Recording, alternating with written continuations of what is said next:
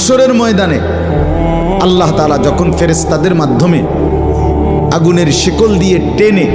জাহান্নামকে হাসরের মাঠে এনে দাঁড় করাবে, মনে করেন এখানে আইনা রাখবে, আমরা সবাই তাকাবো, এরকম হাসরের মাঠে যখন জাহান্নামকে আনা হবে, এই জাহান্নামের দিকে এক নজর তাকাইয়া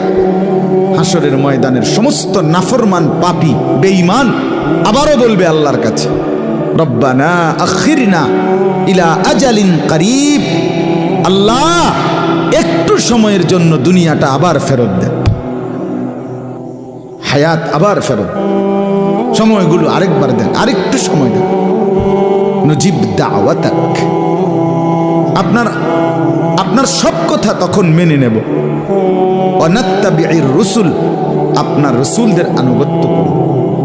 আল্লাহ বলবেন না, না বান্দা,